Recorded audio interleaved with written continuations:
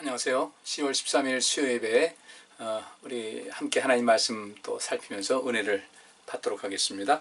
오늘 함께 나눌 말씀은 예레미야서 3장 1절부터 5절까지 말씀입니다. 제가 읽겠습니다. 세상에서 말하기를 가령 사람이 그 아내를 버림으로 그가 떠나 타인의 아내가 된다 하자 본부가 그를 다시 받겠느냐 그리하면 그 땅이 크게 더러지지 않겠느냐 하느니라. 나 여호와가 말하노라. 내가 많은 무리와 행음하고도 내게로 돌아오려느냐. 내 눈을 들어 자산을 보라. 너의 행음치 아니한 곳이 어디 있느냐. 내가 길가에 앉아 사람을 기다리는 것이 광야에 있는 아라바 사람 같아서 음란과 행악으로 이 땅을 더럽혔도다. 그러므로 단비가 그쳐졌고 늦은 비가 없어졌느니라. 그럴지라도 내가 창녀의 낯을 가졌으므로 수치를 알지 못하느니라. 내가 이제부터는 내게 부르짖기를 나의 아버지여. 아버지는 나의 소시의 애호자이시오니 노를 한없이 계속하시겠으며 끝까지 두시겠나이까 하지 않겠느냐. 보라, 내가 이같이 말하여도 악을 행하여 내 욕심을 이루었느니라 하시니라. 아멘. 이스라엘이 멸망한 이유는 단 한 가지입니다. 하나님의 엄청난 큰 은혜와 사랑을 힘입고도 하나님을 떠난 죄 때문이었어요. 하나님께서는 그들을 그저 단순하게 그들을 부른 것이 아니라 그 이스라엘 백성들을 부르셔서 그들을 또 훈련시키시고 또 하나님을 알게 하시고 또 하나님의 뜻을 그들에게 깨닫게 하시고 또 그래서 그것을 위해서 율법을 주셨고 또 그들에게 성막을 통해서 하나님 만날 수 있는 그런 모든 것을 다 제시해 주셨어요. 그리고 그들을 온 세상을 향한 어떤 제사장 나라로 삼으셨습니다. 곧 이스라엘 백성들 한 사람 한 사람이, 지금 말하면 그리스도인 한 사람 한 사람이 그 제사장의 역할을 감당해야 된다는 그런 의미였죠. 그런데 하나님께서 이 목적을 위해서 그들을 부르셨고 그들을 굉장히 대단한 능력으로 하나님의 은혜로 그들을 지켜주셨어요. 그들을 늘 보호하셨고 그들의 산성이 되어주셨고 또 그들에게 산 증거를 많이 보여주셨어요. 그들에게 40년 동안의 그 광야 생활, 그것은 이미 이 다음 세대들도 알 수 있도록 그 말씀으로 기록이 되어 있잖아요.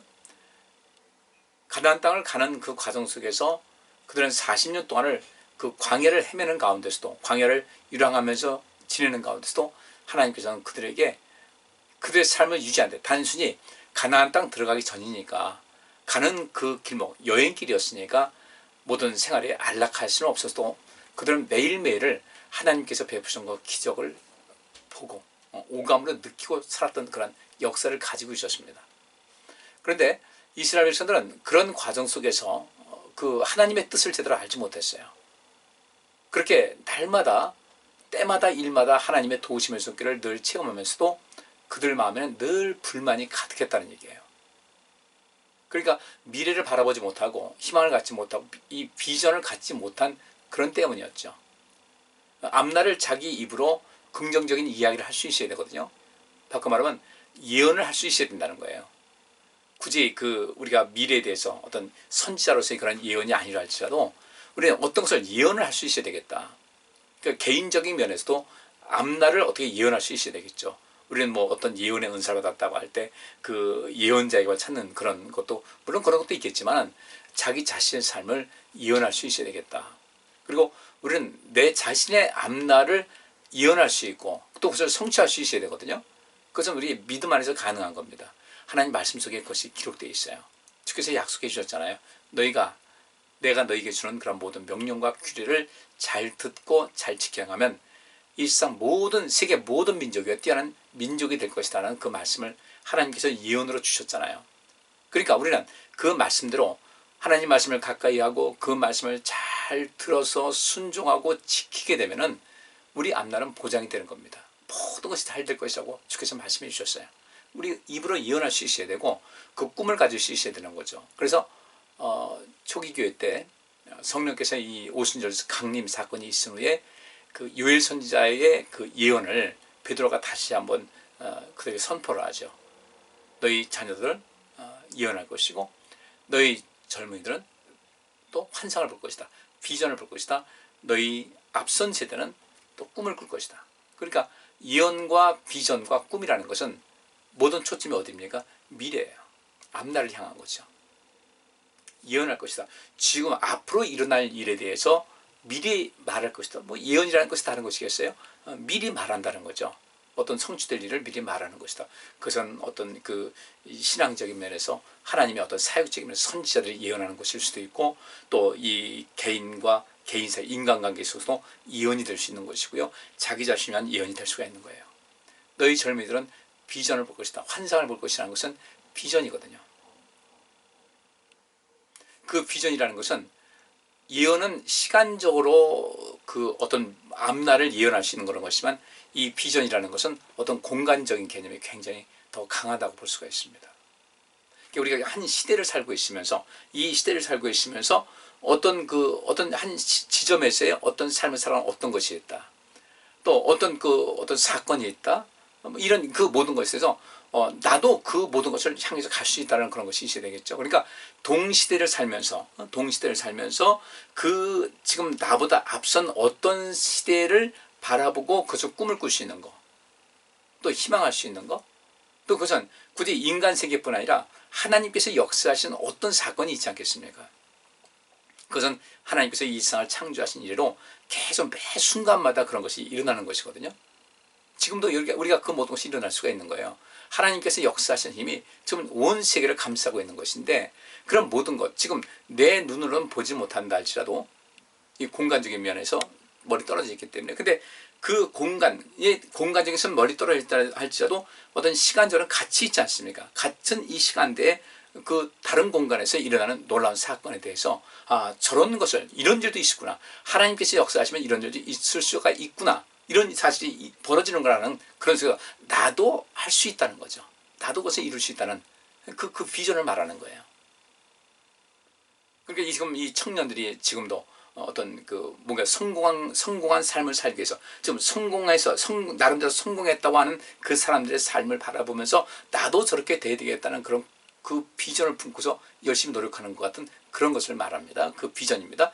그 다음에 꿈을 꿀 것이라는 것은 무엇입니까? 앞에서 예언을 했죠. 또 비전을 말하고 있어요. 또 이 꿈은 뭐라고 했습니까? 꿈은 한마디로 말하면 희망이라고 할 수가 있어요. 그리고 또 이 예언과 환상, 곧 비전과 이 꿈이라는 것은 어떤 그 목적에 있어서 보다 더 나은 삶, 그러니까 이 시간적으로나 공간적인 이런 모든 속에서 지금보다 훨씬 더 나은 어떤 삶, 미래든지, 아니면 지금 같은 시대를 살고 있으면서 더 나은 삶을 살고 있는 그들의 어떤 어떤 환상, 비전이라든지, 또 하나님께서 이루어지고 있는 지금 이 시대에서 동시대에 살고 있고 같은 시간대에 살고 있으면서도 하나님의 놀라운 역사를 또 받고 사는 그런 그 자신보다, 또 우리보다 훨씬 더 나은 삶을 살아가는, 더 하나님의 뜻을 이루는 그런 모든 것을 바라보는 이런 것이요. 그러니까 모두가 다 지금 여기서 같은 그 공간은 아니어도 같은 시간대를 사는 사람이라 할지라도 더 나은 그 삶을 살고자 하는 그런 꿈과 이런 희망, 이런 모든 것을 할 때 이 예언과 이 환상과 꿈이라는 것은 같이 세 박자가 같이 물려가면서, 그래서 같은 듯 다르고 다른 듯 같은 어떤 것을 말을 하고 있는 것이거든요. 그래서 하나님께서는 이스라엘 백성들을 택하실 때 바로 그것을 원하셨어요. 그래서 그 모든 것을 원하시면서 하나님께서는 그들에게 말씀을 주십니다. 이 율법을 통해서 하나님께서 그들에게 말씀을 주셨어요. 그리고 하나님께서 이 세상을 창조하실 때 그런 모든 모습도 보여주면서, 과거에 그 이스라엘 백성, 그 당시 율법을 받고 있던 이스라엘 백성보다 이전에 살고 있던 그런 모든 그 사람들, 특별히 노아라든지 또 아브라함과 이삭과 야곱과 요셉, 이런 모든 사람들의 삶을 해나가면서 너희도 이렇게 될 수 있다는 그런 면에서 또 다른 어떤 비전을 또 품게 되는 것이죠. 이 공간적인, 시간과 공간적인 면에서 과거를 살았지만 지금 이 시대를 살고 있는 그들에게 또 다른 비전을 품을 수 있는 그런 것, 세권을 제시해 준 것이고요. 그렇게 하나님께서 이스라엘 백성들을 온 세상을 향한 어떤 새로운 그 지평을 열기 위한 그런 목적을 가지고 또 그들에게 그 일을 감당케 하고, 그 제사장이라는 것은 얼마나 높은 직분이에요. 이스라엘 백성들 그 처음 율법을 주셨을 때 너희를 제사장 나라로 삼는다고 할 때 그 제사장이라는 것이 얼마나 그 높은 지위에 있는지, 그들이 얼마나 큰 권력을 갖고 있는지, 명예를 갖고 있는지, 많은 것을 누리고 있는지를 그들은 다 알고 있는 상황이거든요. 그렇기 때문에 우리는 지금이야 만인 제사장입니다. 우리 모두 다 제사장의 직분을 갖고 있습니다. 할 때 솔직한 얘기로 그 마음에 감동을 받을 수가 있어야 되거든요. 우리도요. 그리스도는 모두가 다 하나님 앞에 제사장의 역할을 감당하는 것이다. 그럼 우리도 이전에 그 말씀이 기록할 당시에 제사장이 어떤 모습이라는 것을 알고 나도 그렇게 돼야 되겠다 하면서 나도 온전한 제사장이 돼야 되겠다. 난 될 거야 라고 하면서 예언도 할 수 있어야 되고, 또 지금 역시 지금 이 시대, 과거도 마찬가지고 지금 이 시대도 마찬가지고 훨씬 더 어떤 그 하나님의 뜻 안에서 모범적인 삶을 살고 있는 과거의 사람과 지금 현재에 있는 그런 모든 사람들을 바라면서 나는 될 터이다. 이런 사람이 될 터이다. 이런 것 같이 어떤 비전을 품을 수 있어야 되고, 또 그 모든 것이 꿈은 이루어진다고 하듯이 희망을 가지고 있는 그런 삶을 살아갈 수 있어야 되는데, 그것이 지금 이 시대는 그런 개념이 좀 희미하다는 거예요. 그리고 이스라엘 백성들 처음에 너희를 제사장 나라로 삼을 것이다 했을 때 굉장히 그 가슴이 벅찬 가슴을 갖고 살아왔는데, 살아오는 과정 속에서 그들이 희망하는 것, 또 그들이 생각했던 것과 하나님께서 이루어지시는 이런 모든 것에서 어떤 그 격차가 있다 보니까 그때는 무조건 하나님의 뜻을 따라야 될 텐데 그들은 하나님의 뜻을 따르지 않고 지금 당장 눈앞에 보이는 자기들 오감을 만족시킬 만한 어떤 것만을 추구했지, 그런 그 성령 받은 사람들이 너희 자녀들은 예언할 것이고 너희 젊은이들은 환상을 볼 것이고 너희 그 앞선 세대는 꿈을 꿀 것이라는 이런 개념을 전혀 갖고 있지 못했다는 겁니다. 그래서 그들은 많이 그 굴곡이 있었어요. 굉장히 많은 굴곡이 있었고, 그리고 어쨌든 하나님께서는 그들을 통해서 어떤 대단한 그 전성기를 이룬 때도 있었지만은 그들은 틈만 있으면 하나님의 말씀에서 벗어나서 살고자 하는 그런 시도가 있었어요. 이방인들과 섞여 살면서도 그렇고, 그 결과가 실상 예레미야서를 통해서 그렇게 살았던 결과가 어떻게 될 것인가에 대한 그 예언의 말씀이 나와 있는 거죠. 오늘 본문 말씀도 마찬가지예요. 오늘 하나님께서는 이스라엘 백성들을 뭐라고 하냐면, 어떤 그 사람이 그 아내를 버렸어요. 그래서 그게 버렸다고 했을 때 이것을 그 어떻게 해석을 해야 될까요? 어떤 남자가 어떤 이유 때문에 자기 아내를 내쫓았는데, 그래서 그 여자가 다시 다른 남자하고 이제 살게 됐어요.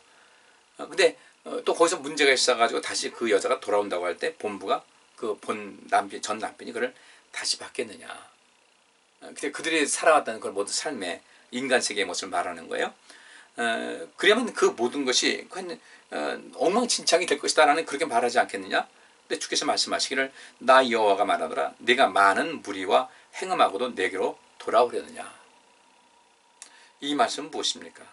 너는 헤아릴 수도 없는 그런 많은 그 음행을 한 다음에 나에게 돌아올 생각을 하고 있느냐.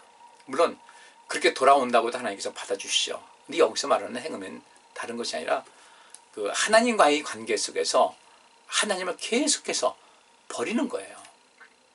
그리고 세상이 좋아서 세상과 짝하고 사는 거예요. 또 세상과 짝하고 사는 그런 모든 것도 또 무엇인가? 거기 많은 우상들이 있지 않습니까? 이방 신들이요. 특별히 바알이요.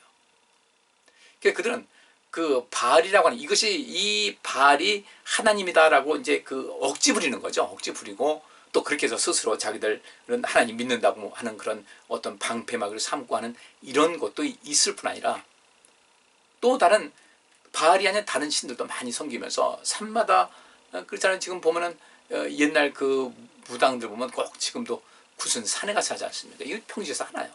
안 하죠.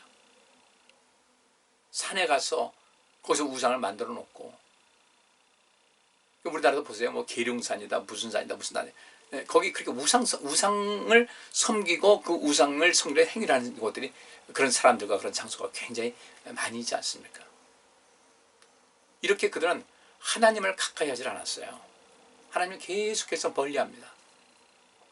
저는 그래서 이것을 바라보면서 우리는 과연 그 어떻게 인생을 살아갈 것인가에 대해서 관심을 좀 가질 필요가 있어요.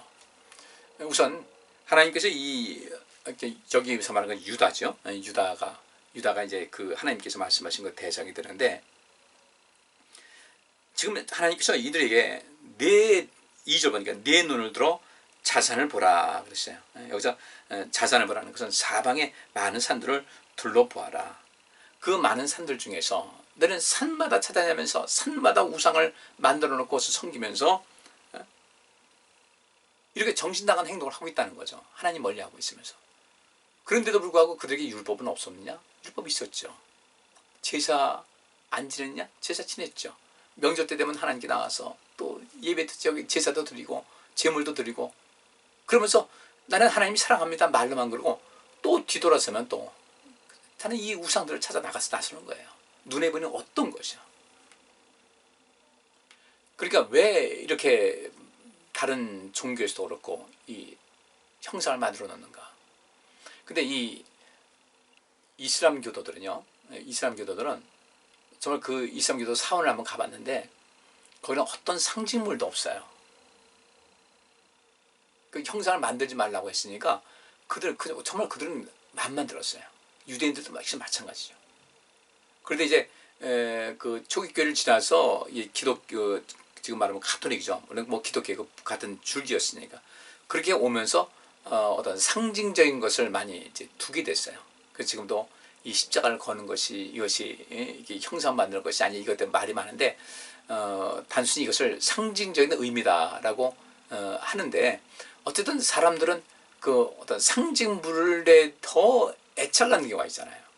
어떤 가톨릭에서 어느 지역에 마리아 상에서 피눈물이 흐르는 것이 나왔다. 거기 이게 무슨 징조냐고 거기다 더 열심히 기도하고 하는데, 그런 점에서 우리는 좀 생각할 것이 많이 있어요. 상징이라도 순수한 상징이 돼야지 그 상징이 도가 지나치면 안 된다는 겁니다. 아마 그 바알을 특별히 대표적인 것일 겁니다. 바알이라는 것은 그 뜻이 주인이라는 뜻이에요. 주인. 이 바알이라는 것이 단순하게 어떤 바알 할 때 어떤 많은 지역이 있습니다. 그 무슨 바알 어느 지역에 있어. 그 지역을 통치한 시인데, 묘하게 그 당시에 그 과거 이 중근동 지역에는 그 바알이라는 그 신이 대표적인 신이었다는 거예요. 그러면 그것이 무엇이겠습니까? 역시 이 이스라엘 백성들도 그렇게 해왔다는 거예요. 눈에 보이는 어떤 형상을 만들어 놓고 그것이 눈에 보여야 안심이 된다는 거죠. 무당하는 곳 보세요. 거기 많은 조각살 만들어 놓습니다. 뭐 불교도 역시 마찬가지고요. 근데 이런 것을 우리가 좀 조심해야 되는데, 그리고 그것을 섬기고 있다는 거죠. 지난번에도 말씀드렸잖아요. 하나님은 영이시다 그랬어요. 영은 바람, 호흡, 공기, 뭐 생명, 기운 이런 뜻인데, 우리가 이 공기 속에 살고 있지 않습니까? 공기는요. 이 지금 지구상에 사는 이런 모든 사람들은 전부 다 공기를 접하고 있어요. 그 공기, 하나님은 어떤 존재라고 할 때 하나님은 공기라는 것은 아니에요. 공기가 우리 모든 사람에게 접하고 있어서 우리는 공기에 있는 그 산소를 들여마셔 생명을 유지하고 있습니다. 하나님은 영이시라고 할 때 그 영은 그런 개념이라는 거예요. 공기가 모든 사람에게 다 접하고 있듯이 영이신 하나님께서는 이 세상 모두를 전부 다 접하고 계셔서 그 모든 사람에게, 예를 들어서 이 지구상에 이렇게 80억 명이 있다. 모든 사람과 같이 함께 접할 수 있는, 동시에 접할 수 있는 그런 존재시라는 거예요. 우리 이것은 설명하자면 한참 긴데, 우리는 이렇게 하나님이 어떤 형상이 눈에 보이지 않는다 할지라도 하나님께서 우리와 함께 하시는 것을 이 믿음의 삶 속에서 이게 맛볼 수가 있는 것인데, 이것을 경험하지 못한 사람들이 자꾸 눈에 보이는 어떤 것을 찾게 된다는 거예요. 그리고 사람이 살면서 음식도 필요하지 않습니까? 먹고 사는 의식주 문제는 굉장히 필요한 겁니다. 사람에겐 이건 뭐 동서고금망론하고 의식주 문제는 우리 사람들이 생명을 유지하는데 굉장히 중요한 그런 수단이었어요. 그러다가 이제 서서히 그 인류 초기 시대에는 그렇게 상당히 원시적인 그런 방법을 가지고 살아왔죠. 지금도 얼마나 많이 달라졌어요. 우리가 지금 뭐 그 출입구할 때 자동문 있지 않습니까? 또 어떤 음성으로 인식해가지고 어떤 뭐 또 문이 열리기도 하고, 홍채 인식을 하고 지문 인식하고 하듯이 우리 옛날에 아라비아 나이트 그 동화 속에서 열려라 참깨 할 때 문이 열리고 하는 것을 어디 생각이나 했어요. 그냥 그때는 공상과학 어떤 그런 것 같은 느낌을 했는데 지금 다 이루어지듯이, 그러면 그 이전에 있는 사람들은 훨씬 더 원시적인 삶을 살지 않았겠어요. 그 원시적인 삶을 살아가는 가운데서 서서히 이제 인구가 조금씩 많아지게 되고, 그러면 그 인구가 많아지는 만큼 그들도 어떻게 하면 더 많은 식량을 공급할 것인가에 대해서 농사법을 또 연구하기 시작했고, 그런데 어떤 많은 그 시행착오를 거듭하고 또 이렇게 계속 세월이 흘러가면서 이 모든 농사 기술이라든지 뭐 축산 기술이라든지 이런 것이 다 발전했을 거 아니겠습니까? 그러면 그런 가운데서 사람들은 늘상 이 공기와 같은, 공기가 항상 모든 사람들이 다 공기를 접하고 있듯이 하나님의 은혜를 접하고 있음에도 불구하고 사람들은 그 하나님을 더 직접적으로 체험할 수 있는 그런 것보다는 세상적인 것을 우선적으로 가까이 하다 보니까 하나님이 자꾸 이제 좀 도외시되는 거죠. 결국은 자기들의 수고에서 얻은 것까지 먹고, 또 자기들 수고에서 지은 집에서 살고, 또 수고해서 하는 가지고 옷을 입고, 이러다 보니까 점점 인간 중심적인 어떤 삶의 모습이 형성이 되더라 이겁니다. 물론 하나님께서 그것을 뭐라고 하시는 건 아니에요. 그런데 그 깊은 곳에 들어가게 되면 이 모든 것이 하나님께로부터 비롯되었다는 것을 깨닫게 되잖아요. 이 모든 것이 어디서 나왔을까? 이것이. 이 모든 우리가 지금 온 지구 사람들이 이 동시에 하루 3끼씩 꼭 먹고 있는데, 보통 가난한 사람들 그게 못 먹는다 할지라도 보통 다 먹고 있는데 정말 풍족하지 않습니까? 우리나라 음식 쓰레기가 얼마나 차고 넘쳐요. 근데 그걸 다 먹을 수 있는 것이 매일 하루 3끼 하는데 1년 내내 먹을 수 있는 그런 양식이, 또 간식거리가, 과일이 풍족하게 있다는 것은 이건 놀라운 사실이거든요. 하나님께서 주신 것인데 사람이 농사짓다 보니까 자기 것이냐 생각하고 자기 힘으로 생각하는 거예요. 자기가 갖고 있는 재물 가지고 물건도 사고 병원도 가고 다 해가지고 자기 자신을 지킬 수 있다니까 하나님이 자꾸 멀어지는 거예요. 오늘 이 본문에 있는 말씀은 남의 이야기가 아니라 우리의 이야기다라는 겁니다. 우리의 이야기. 우리는 정말 하나님을 가까이 하고 있을까? 하나님 마음을 좀 서운하게 하는 것은 아닌가? 주님께 나와서 예배를 드리고 내가 신앙인으로서의 어떤 외적인 행위는 갖고 있지만은 실질적으로 나는 하나님과 얼마만큼 가깝게 교제를 하고 또 삶을 나누고 있을까를 한번 돌아볼 필요가 있다는 거예요. 주님께서 혹시 나를 보시면서 서운해하지는 않는가? 나는 정말 주님을 얼마만큼 생각하고 살고 있으며 주님께서 우리에게 생명을 주시고 우리에게 생명력을 주신 것 같이 우리 하나님께서 우리를 제사장 역할을 감당하라고 우리를 부르셨는데 그 일을 주님께서 기뻐하실 만큼 만족하실 만큼 그 일을 하고 있느냐는 거죠. 결국은 우리가 하나님께로부터 보내심 받아서 하나님께로 다시 돌아가게 되는데 그 하나님께 돌아가는 그 시점에서 나는 어떤 모습이 되겠냐는 거예요. 결국 이 백성들이 그렇게 온 땅을 우상을 만들어 놓고 그리고 그 마음도 완전히 하나님보다는 눈에 보이는 어떤 것, 아까 말씀드린 대로 그저 그 바알 신을 그 형상을 만들어 놓고 이것이 하나님이라 뭐 북이스라엘 왕국이 그러지 않았습니까? 베델과 단에 전을 세워놓고 거기다 금송아지 만들어 놓고 이것이 하나님이라고 했지. 그것이 이거 뭐 다른 신이라고 했어요. 그 금송아지가 하나님이라고 한 거예요. 그러면 지금 그 모든 것이 그 당시로 끝났는가? 지금은 그렇지 않을까? 전 지금도 별반 다를 바가 없다고 봐요. 이 이스라엘 백성들 성경에 보면요, 이사야가 그런 얘기했죠. 너희는 나에게 때마다 놓치지 않고 번제를 드린다 이거죠. 번제라는 것은 그 제물의 그 내장이라든지 이렇게 기름기 많은 것을 태워서 할 때 우리가 기름 타는 냄새가 좋잖아요. 그래 하나님께서는 근데 그 하나님께 영광 돌린다고 하나님 이 향기를 맡으소서 그 기름하고 거기다 또 포도주까지 먹어가지고 향기를 지금도 음식 만들 때 포도주 붓고 하는 것이 뭐예요? 다 향 때문에 그런 거 아니겠어요?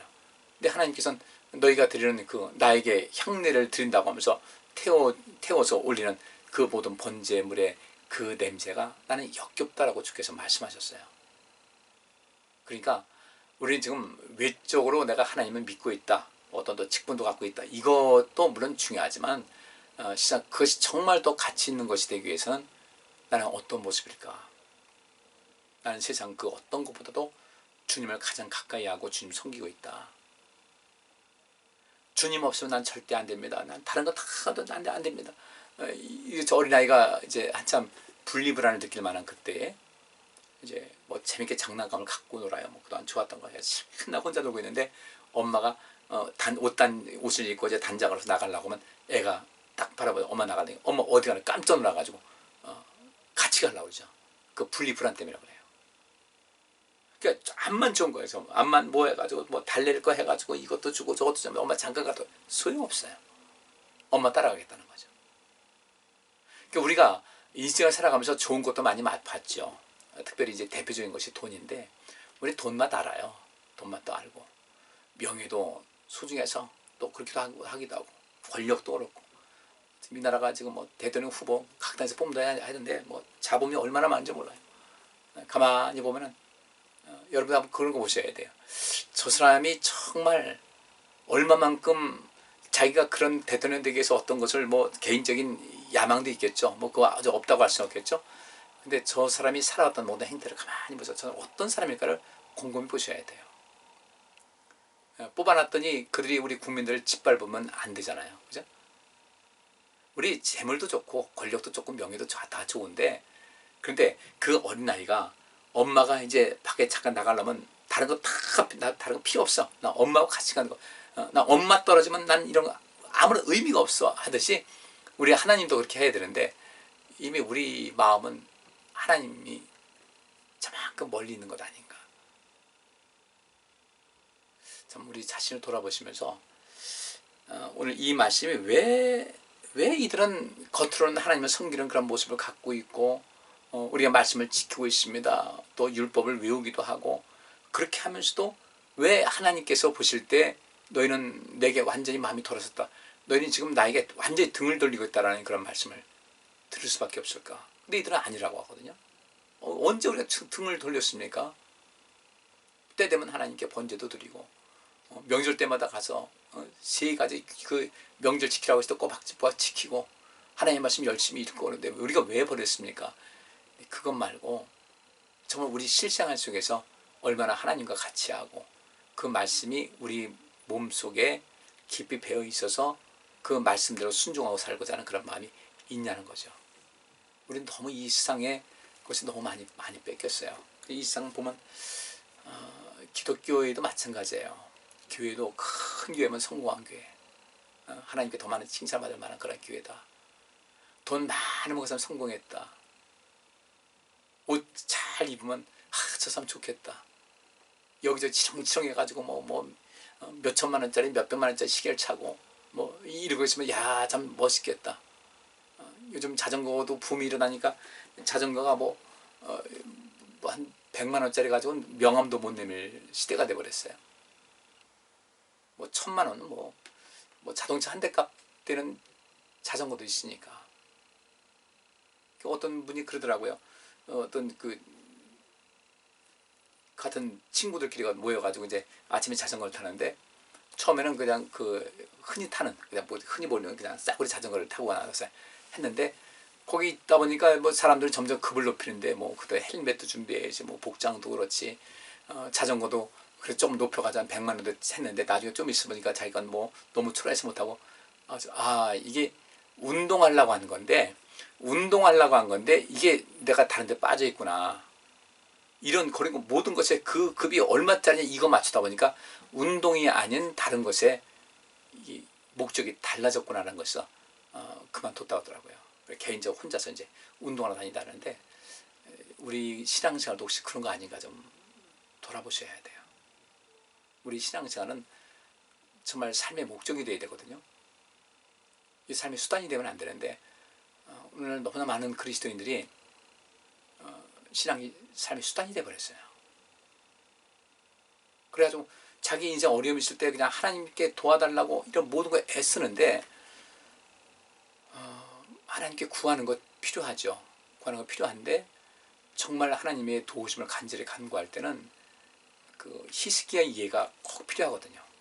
내가 이제 죽을 것이다, 죽을 준비를 했을 때 내가 주님 앞에 진실되게 행하고 열심을 다한 건 하나님께서 기억하신다면 나를 살려주옵소서. 그것 때문에 연장해 주셨거든요. 그런데 막상 하나님께 내놓을 것은 아무것도 없단 말이죠. 없으면서도 하나님께 뭔가 달라고 기도하는 건 이건 굉장히 모순된 거예요. 오늘 이런 3절 말씀에 이런 말씀이 있어요. 그러므로 너희에게 단비가 그쳐졌고 늦은 비가 없어졌다. 그런데도 불구하고 너희는 그것이 왜 그렇게 됐는지 모른다는 거죠. 그래서 이들은 이렇게 얘기합니다. 너희가 이제부터는 내게 이렇게 부르짖을 것이다. 앞으로 이제 어려움이 오면 이렇게 부르짖을 것이다. 아버지여, 아버지는 나의 소시의 애호자시오니. 내가 소시 때부터 늘상 함께 하시던 그런 정말 그 사랑하는 분이었으니 노를 한없이 계속 하시겠으며 끝까지 두시겠나이까. 우리 하나님, 우리 돌아보시겠지요? 그렇게 하지 않겠느냐. 보라, 내가 이같이 말해도 악을 행하여 내 욕심을 이루었느니라 하시냐. 근데 사실은 그렇게 말하는 것도 내 욕심을 이루려고 한 것이지. 언제 너희가 나라는 존재를, 하나님께서 말씀하시면 나라는 존재를 내가 언제 소중하게 여긴 적이 있었냐라고 주께서 말씀하시는 거예요. 너희의 이런 말에 내가 절대 넘어가지 않을 것이다. 말만 그렇지 실상 너희들 마음은 내게서 너무 멀어서 너무 많이 멀어졌다는 거예요. 결과론적으로 그래서 남유다가 망해서 2500년 동안 그 나라를 잃은 가운데 살았던 겁니다. 우리 짧은 본문 말씀이지만 우리 한번 깊이 생각하시면서 이들은 왜 그렇게 이 신앙자, 하나님을 섬기는 그런 모든 신앙인으로서 율법을 제일 먼저 받은 그런 민족이었고 하나님께로부터 택함받은 민족이었고 그 전통이 있었음에도 불구하고 왜 그들은 하나님께로부터 멀어졌을까? 왜 하나님은 그 나를 위해서 어떤 형상도 만들지 말라고 했는데 왜 이것이 하나님이라고 하면서 바알신을 만들고 금송아지 만들면서 이것이 하나님이라고 열심히 그 앞에 가면서 그 앞에 온갖 이상한 일을 많이 했을까? 그래서 이것을 하나님께서 음행했다고 말씀하시는 거예요. 또 그와의 다른 신들을 찾아다니면서 그래서 그 다른 신들에게 열심히 절하면서 또 하나님께 와가지고 또 제사 드리고 점치러 다니는 사람 중에 예수쟁이들의 예수쟁이라고 하기에 점치러 가는데 예수쟁이라고 하는 거죠. 그런 사람들이 많더라는 거죠. 선거철 되면 이제 점쟁이들 판칠 겁니다. 그래요. 사람들은요, 불쌍, 이 오감 중요한 것인데 여긴 너무 취해 있어요. 그게 참 큰 문제.